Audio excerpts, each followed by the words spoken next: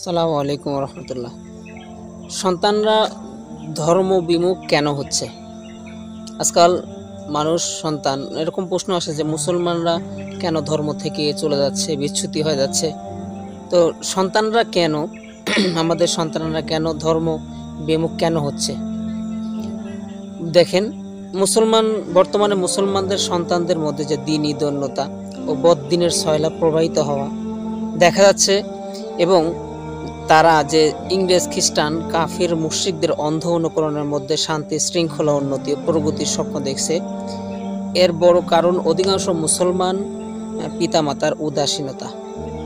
অনেক ক্ষেত্রে তারা নিজেরাও ইসলাম সম্পর্কে সম্যক ধারণা রাখে না। ধারণা রাখবে কেমনে? তারা একজন মুসলমানের সন্তান যখন জন্ম নেয়, তখন আমাদের উচিত কি?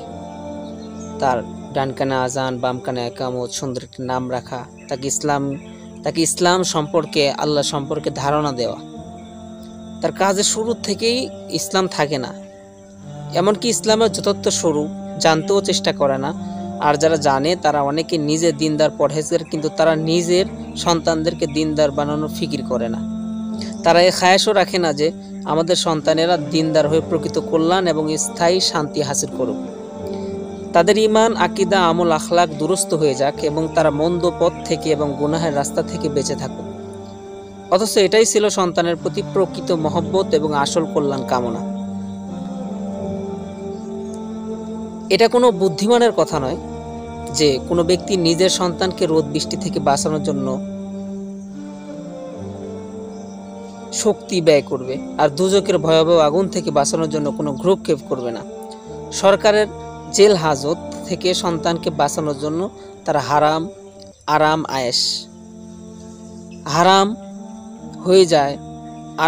হয়ে যায়। সরকারের জেল হাজত থেকে সন্তানকে বাঁচানোর জন্য তার আরাম হারাম হয়ে যায়, অথচ আল্লাহর আযাবের জেল থেকে বাঁচানোর জন্য কোনো তৎপরতা নেই। তাহলে তাদের নজরে কি জান্নাত, জাহান্নাম, আখিরাতের প্রতি তাদের বিশ্বাসে কোনো গড়বড়ি আছে? প্রশ্ন। তাহলে এত কষ্ট করতেছে সন্তানের জন্য, রোদ বৃষ্টি, বা সন্তানকে সরকার যদি বলে তোমার সন্তানকে নিয়ে যাবে, এই কাজ করলে যদি জেলে নিয়েও যায়, আরামের ঘুম হারাম হয়ে যায়, কি করবে কি না করবে, সন্তানকে বাহির করবে। কিন্তু আখিরাতের প্রতি তাদের ভয়, বিশ্বাস, গড়বড়ি আছে কি? নড়বড় ঈমান কি দুর্বল হয়ে গেছে? এটাই বলতেছে।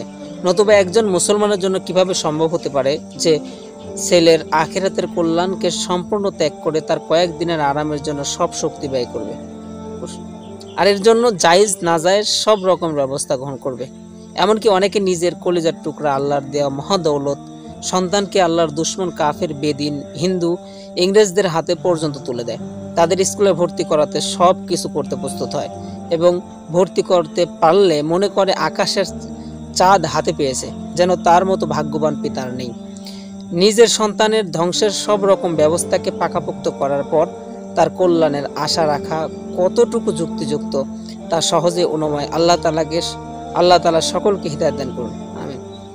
এই জাতীয় নিশ্চিত ধ্বংসের হাত থেকে বাঁচার জন্য সকলের ইলমে দ্বীনের গুরুত্ব, ফজিলত, প্রয়োজনীয়তা সম্পর্কে পর্যাপ্ত জ্ঞান থাকা দরকার। তাই এই বিষয়ে জরুরি আলোকপাত করতেছি। এখানে কথা হলো যে প্রথমে হাদিসে আছে তলাবুল ইলমি ফরিদাতুন আলা কুল্লি মুসলিম, প্রত্যেক নর-নারীর জন্য ইলমে দ্বীন শিক্ষা করা ফরজ। এখন এতটুকু জ্ঞান না থাকার কারণে কোনটা ফরজ, ফরজ হলো দুই প্রকার, একটা ফরজে কিফায়া, একটা ফরজে আইন, যেটা আল্লাহর হুকুম। ফরজে কিফায়া একজন শরীক হলে বাকিজন সওয়াব পেয়ে যায়।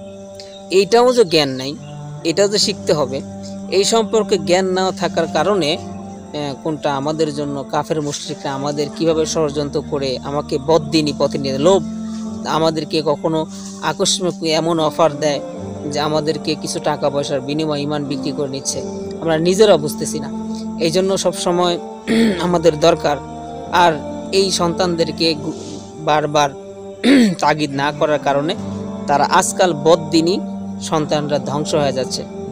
ধর্ম থেকে, ধর্মের জ্ঞান নাই, এই জ্ঞানটা না থাকার কারণে কোরআন, আল্লাহকে চেনা, রসুলকে চেনা, আল্লাহকে বিশ্বাস করা, রসুলের প্রতি ঈমান আনা, এই বিষয়গুলো যখন আমাদের নিজেরা যখন করি না, সন্তানদেরকে এই পর্যন্ত মানে নিয়ে যাওয়ার মতো, নিজেরা নামাজ পড়ি না, সন্তানকে বলি না, নিজে ঈমানের প্রতি দুর্বল, সন্তানকে ঈমানের গল্পও করি না, ঈমান যে কী এটাও বুঝাই না। এই জন্য সন্তানকে দিন শিক্ষার প্রতি আমাদের আগ্রহ জাগানো দরকার। নামাজ পড়তে যায় কিন্তু নামাজে সূরা পারে না, নামাজ পড়তে যায় অজু করতে পারে না, এমন সমস্যা কিন্তু সবসময় হতে আসে। এই জন্য চাই আমরা যে সন্তানকে যদি আমরা ধর্মর মধ্যে আনতে চাই বা ধর্ম থেকে বিমুখ না হতে দিতে চাই, তাহলে এই সম্পর্কে জ্ঞান রাখা দরকার, নিজেরও জ্ঞান দরকার, সন্তানকেও ওই পর্যন্ত বাধ্য করা দরকার। যেটুকু কথা বললাম, আল্লাহ সবাইকে মানার তৌফিক দান করুন। আসসালামু আলাইকুম।